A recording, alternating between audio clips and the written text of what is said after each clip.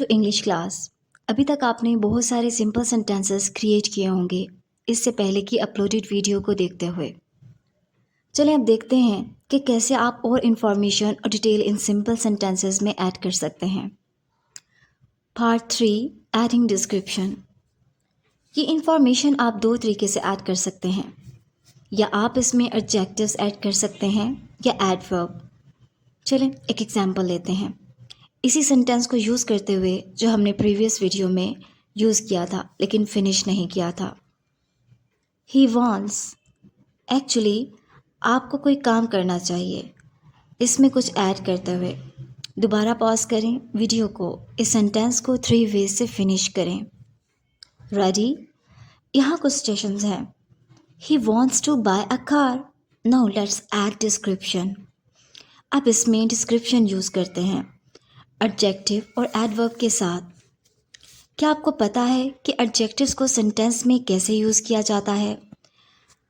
आप एडजेक्टिव को car word से पहले ऐड कर सकते हैं, जैसा कि he wants to buy a new car, he wants to buy a second hand car, he wants to buy a bright red car.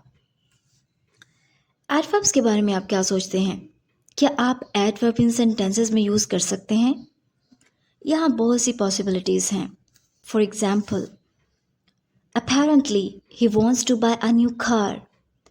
He wants to buy a second-hand car next month. He wants to buy a bright red car for his brother. आप देख सकते हैं कि adverb या तो word single word होते हैं या फ्रेजेस होते हैं, जबकि जो एडजेक्टिव्स हैं वो नाउन से पहले आते हैं जिसको ये डिस्क्राइब करते हैं, या कुछ वर्ब्स के बाद भी आते हैं। जहाँ एडवर्ब्स की बात है ये इससे ज़्यादा कॉम्प्लिकेटेड होते हैं और बहुत सारी पोजीशंस में चलते हैं। एक्चुअली एडवर्ब और एडजेक्टिव का इसका यूज़ थोड़ी डिटेल बताने के लिए किया जाता है, लेकिन ये बात याद रखना बहुत ज़रूरी है कि इनका यूज़ इनकम्प्लीट सेंटेंसेस को कंप्लीट बिल्कुल नहीं करता। हम कह सकते हैं एडिंग एडजेक्टिव्स और adverb want make the sentence complete. इसलिए इस पॉइंट पर आप सिंपल सेंटेंस को बिल्ड कर सकते हैं। यहाँ आप कॉम्प्लीमेंट को मेंशन करते हैं जो कि प्रीवियस वीडियो में आपको बताया गया था। इसी कॉम्प्लीमेंट के साथ आप यहाँ डिस्क्रिप्शन ऐड करेंगे एडजेक्टिव्स और एडवर्ब्स को इस्तेमाल करते हुए। चलें अब कम्प्लेक्स सेंटेंस की तरफ जाते हैं। Let's look can you combine the simple sentences into complex one. Part 4, how to make complex sentences. सबसे पहले let's define some words. Conjunction. Conjunction ऐसे वर्ड्स होते हैं जो टू सेंटेंसेस या सेंटेंसेस के टू पार्ट्स को ज्वाइन करते हैं।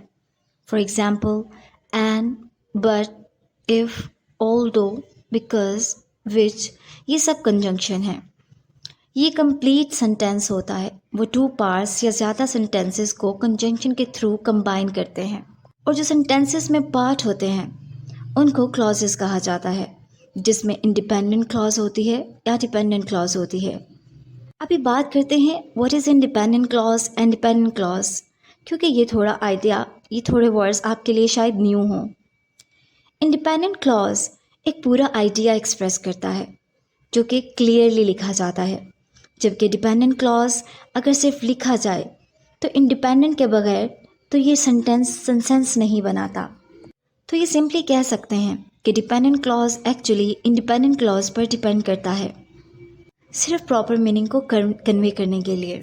अब इंडिपेंडेंट क्लॉज और डिपेंडेंट क्लॉज को हम सेंटेंस में इस तरह देखते हैं एक कम्प्लेक्स सेंटेंस बनाने के लिए। सबसे पहले हम 2 इंडिपेंडेंट क्लॉजेस को लिखते हैं। Let's see some examples. He runs around the park every morning, so he is in pretty good shape. She likes crepe but she hardly ever eats them. ये कंप्लीट सेंटेंसेस की कुछ 2 examples हैं जहाँ 2 independent clauses use की गई हैं। अब हम डिपेंडेंट क्लॉज की बात करेंगे। Let's take an example. She is taller than I am. इस शॉर्ट सेंटेंस में 2 क्लॉजेस हैं। क्या आप देख सकते हैं कि इसमें कौन सी क्लॉज डिपेंडेंट है? इसमें 2 क्लॉजेस हैं, वो ये हैं, she is taller, number 2, than I am. ये दोनों क्लॉजेस एक्चुअली कंजंक्शन की वजह से एक दूसरे से लिंक करती हैं। इसमें जो सेकंड क्लॉज है, देन आई एम, ये ही डिपेंडेंट क्लॉज है। It doesn't make sense by itself, क्योंकि अगर हम इस क्लॉज को जो कि डिपेंडेंट है इसको सेपरेट लिखेंगे तो उसकी कोई सेंस नहीं होगी।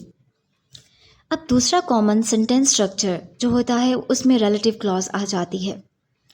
रिलेटिव प्रोनाउंस को यूज़ करते हुए जैसा कि हु, विच और वर्ड, ये 2 क्लॉजेस को आपस में लिंक करते हैं।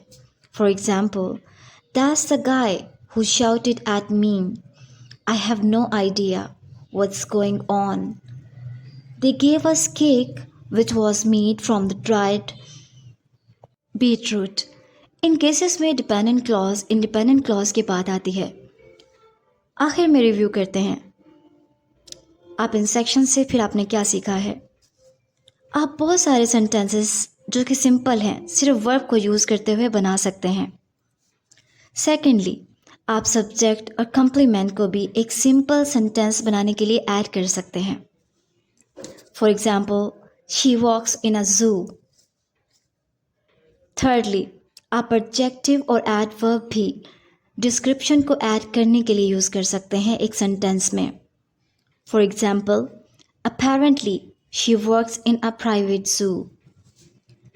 आप कम्प्लेक्स सेंटेंस को भी बना सकते हैं और सेकंड इंडिपेंडेंट क्लॉज को कंजंक्शन सेंटेंस के साथ यूज़ करते हुए। For example, apparently she works in a private जू, so she must know a lot about animals। ये भी कहा जा सकता है कि आप कम्प्लेक्स सेंटेंसेस को एक और तरीके से भी बना सकते हैं, जैसा कि डिपेंडेंट क्लॉजेस या सेवरल डिपेंडेंट क्लॉजेस को इस्तेमाल करते हुए। इसके अलावा आपको एक दूसरे से कनेक्ट करने के लिए कंजंक्शंस की ज़रूरत होती है। For example, apparently she works in a private जू, so she must know a lot about animals, which surprises me because as far as I know, she studied economics at university, although I guess I could be wrong। ये एक big topic है तो इसको सारा सीखने के लिए आपको थोड़ा टाइम रिक्वायर्ड होगा। इसके लिए आपको कंजंक्शन को स्टडी करना पड़ेगा और आप बहुत सारे जैसे कम्प्लेक्स सेंटेंसेस को बना सकेंगे जो क्लियर और करेक्ट होंगे। रिलेटिव क्लॉजेस को सीखना भी आपके लिए कम्प्लेक्स सेंटेंस के आइडियाज़ को कनेक्ट करने में बहुत यूज़फुल हो सकता है। आई होप कि ये लेसन आपके लिए बहुत यूज़फुल होगा। Stay connected with my channel for more free Oxford English lessons. Thanks for watching. See you next time.